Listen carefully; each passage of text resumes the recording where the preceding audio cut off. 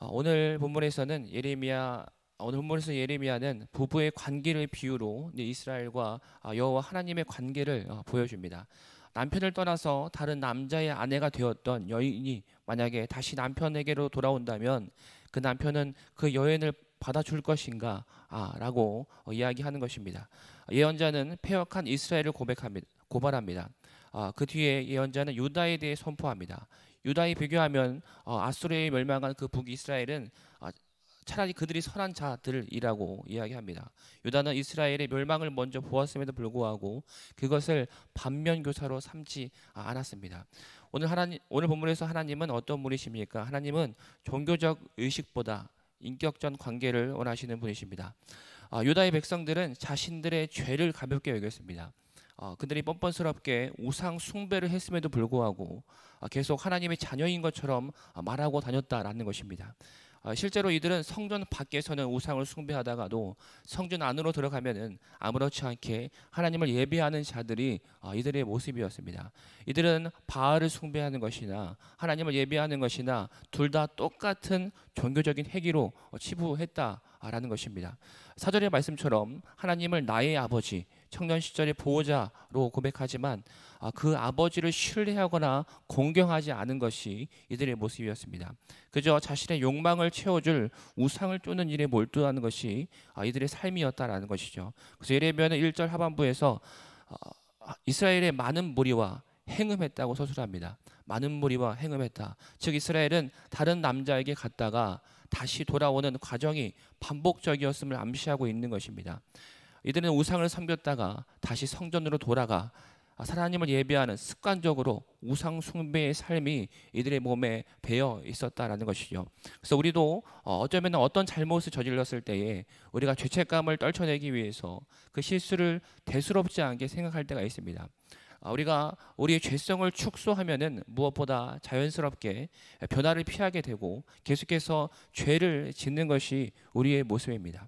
그래서 그러나 모든 잘못된 태도와 행동을 우리가 하나님께 짓는 심각한 죄로 우리가 바라본다면, 그 작은 죄를 우리가 심각하게 바라본다면 하나님을 위한 삶이 무엇인지 우리가 깨닫게 됩니다. 너무 사소해서 신경 쓰지 않아도 된다고 치부해버린 우리 안에 너무 사소해서 너무 작아서 그것이 아무렇지 않게 넘어가 버렸던, 그렇게 치부해버린 죄가 우리 안에 있습니다. 하나님은 우리에게 모든 죄를 자백하고 그 죄에서 돌이키라고 말씀하십니다. 단순히 그 죄를 멈추는 것이 아니라, 그 죄를 짓는 것에서 멈추는 것이 아니라 나의 삶의 방향을 바꾸어서 주님께로 향해 나아가라는 것입니다. 오늘 본문에서 우리가 적용할 것은 참되게 회개하라입니다. 참되게 회개하라입니다. 아수르에게 먼저 멸망한 북이스라엘은 하나님께 순종하는 것처럼 보이려는 노력조차 하지 않은 것이 그들의 모습이었습니다. 하지만 유다의 백성은 진정한 헌신 없이, 그저 헌신 없이 믿음의 모양만 유지하는 것이 이들의 모습이었습니다. 하나님께 진정으로 헌신하지 않으면서 올바른 교리를 믿는 것은 참된 회개 없이 희생자살을 드리는 것과 같습니다. 그래서 예레미야는 10절 본문에서 유다의 거짓 회개를 책망합니다. 믿음 없이 산다면은 소망이 없습니다. 아무런 변화 없이 슬픔만 표현하는 것은 우리가 위선적으로 신실하지 않은 행위라는 것입니다. 진정한 회개라는 것은 그저 죄를 나열하거나 죄를 뉘우치는 것만으로 충분하지 않다라는 것이죠. 요엘서 2장 12절 말씀은 회개를 이야기할 때 마음을 다하여 내게로 돌아오라, 마음을 다하여 내게로 돌아오라라고 말씀합니다. 이것은 그저 가던 길을 멈추고 그 자리에 서는 것이 아니라, 단순히 죄를 멈추는 데서 끝나는 것이 아니라 죄악이 아닌 하나님을 향해 돌아가는 것, 주님을 향해 다시 방향을 바꾸어 주님을 향해 그 방향을 바꾸어 그렇게 삶이 변화되는 것이 진정한 회개라고 말씀합니다. 말씀을 정리합니다. 하나님은 우리와 인격적인 관계를 원하십니다. 우리와 교제하기 원하시지 어떠한 종교적 의식을 원하는 것이 하나님의 마음이 아니라는 것이죠. 그래서 하나님은 끊임없이 백성을 교훈하고 또한 회개를 촉구하고 회복을 약속하십니다. 약속하신 것을 또한 이루어서 우리에게 구원이라는 선물을 주십니다.